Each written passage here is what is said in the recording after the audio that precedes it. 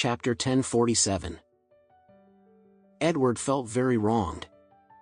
He also wanted to help his father share his worries, but he didn't expect this Navy leader to be so unreliable. Not only unreliable, but also dare to betray yourself. He was extremely angry and said to Fury, "Dad, the Navy leader took my money and dared to expose me. I must smash him into pieces."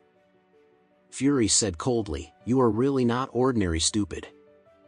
How can he dare to fight against our whale family for a mere unscrupulous sailor? It must be the people behind this thing who are doing us."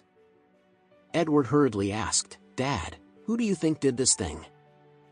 Who is so bold that not only did he dare to kill my uncle and the core members of the entire gang of beggars, but also dare to openly confront the whale family?" Fury gritted his teeth and said, "I'm also considering this issue, but I really can't imagine who has such a great power, and these families who have had some conflicts with us during the festival have long been convinced by us. I simply don't have the ability to plan such a big thing." Edward couldn't help asking, "Dad, what do you mean is that a stronger family is targeting us?"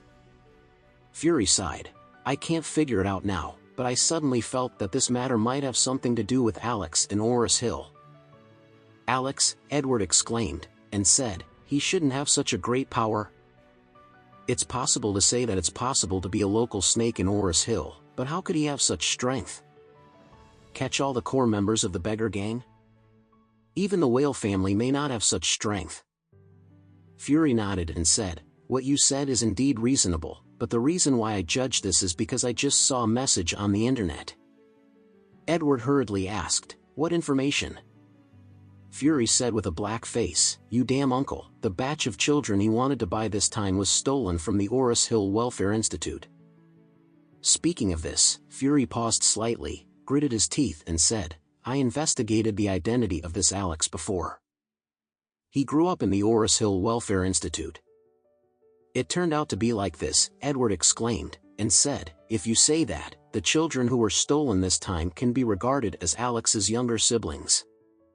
"Right," Fury said, "that's why I speculated that this matter should be inseparable from Alex." Edward couldn't help asking, "Dad, how can Alex do this?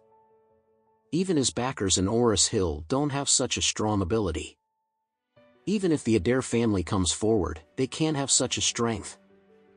Fury said with some worry, "So this is what I worry about the most.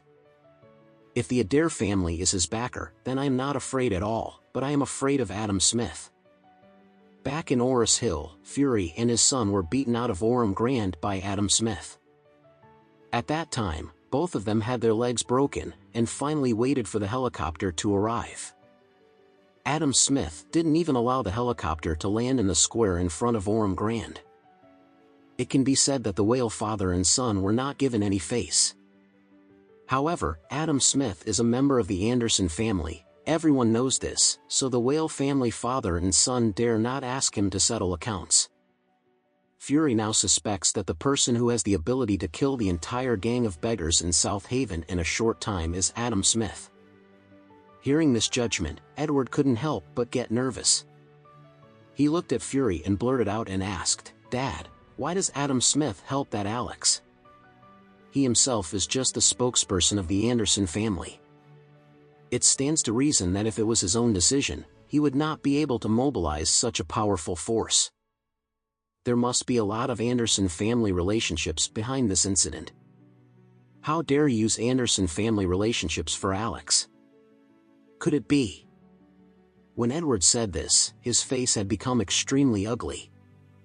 He looked at his father and asked in a low voice, "Dad, that Alex wouldn't be a member of the Anderson family? This would make sense. He is a member of the Anderson family. That's why Adam Smith gave him face like this."